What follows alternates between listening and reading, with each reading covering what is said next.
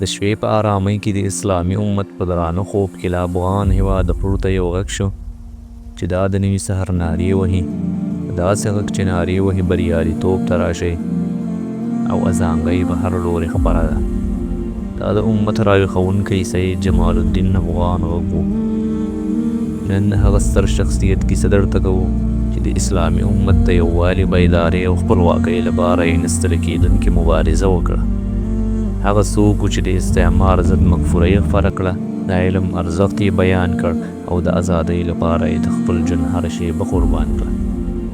سید جمال الدین افغان چې په 1838 زېږدیز کال شاوخوا د افغانستان په کونړ ولایت دردمن اسداباد کې وزېږېد.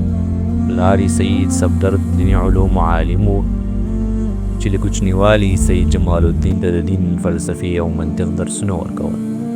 سید جمال الدین لا ډېر ځوان و چې د منطق، فلسفې، ریاضي، فقه، حدیث او تفسیر زده کړې یې بشپړې کړې. ویل کېږي چې د 12 کلنۍ په عمر یې له علماو سره د کلام، فلسفي او دیني موضوعاتو بحثونه کول. سید د ځوانۍ په عمر د افغانستان دربار ته راغی او د امیر دوست محمد خان سلاکار شو. کله چې امیر وفات شو او نوی امیر محمد اعظم خان واک ته ورسېد، سید جمال الدین مجبور شو چې افغانستان پرېږدي.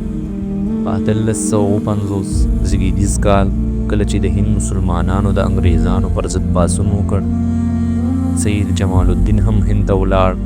هلته یې د استعمار پر ضد د مبارزې غږ پورته کړ، خو انګریزانو یې فعالیتونه تر نظر لاندې ونیول، نو سید مجبور شو چې له هند هم ووځي. سید جمال الدین استنبول ته لاړ، چیرې چې د عثماني خلافت له سلطان عبدالعزیز سره وکتل.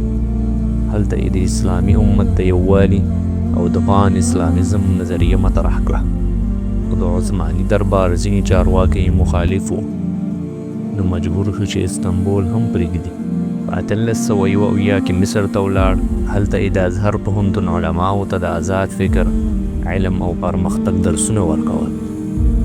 د هغه شاګر محمد عبیده وروسته د اسلامي اصلاحاتو مهم شخصیت و، خو انګریزانو د ده له نفوذ څخه ویره لرله.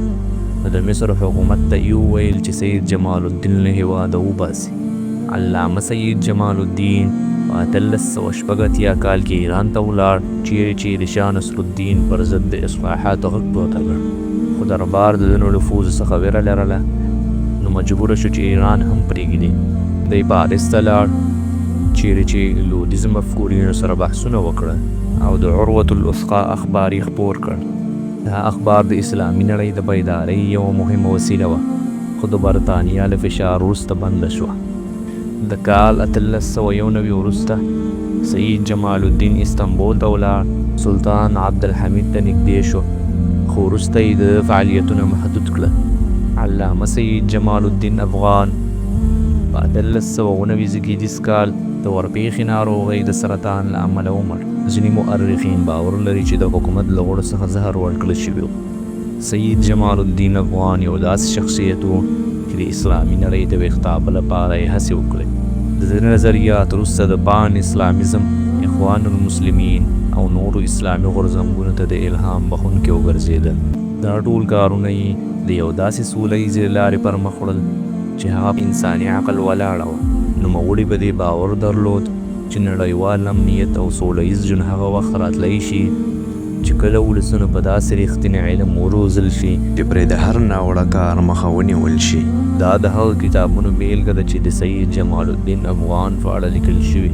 د یو انسان تر ټولو ستر کار هغه ګڼل کېږي چې ورسره د یو بل انسان یا د ټولنې ژوند وژغوري، چې دا ژغورل یوازې له حقیقي مرګ نه دي، بلکې په علم د ټولنې ژوندي کول یې تر ټولو لویه کړنه ده، ځکه چې دغه علم تر مرګ وروسته هم پاتې وي او ولسونه یې یادونه کوي، لکه څرنګه چې دغه اسلامي فیلسوف یې داسې بولي: ژوندي جاهلان مړه دي او مړه عالمان ژوندي دي.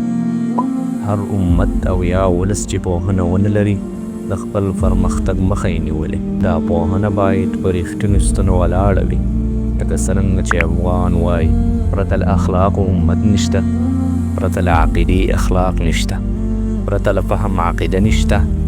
او موږ مسلمانان د دې توان لرو چې خپل پرمختګ او تمدن یوازې په قرآن او دین په باور لرلو سره رامنځته کړو چې همدا د وروسته پاتې کېدو له منځه وړلو یوازینۍ لار ده.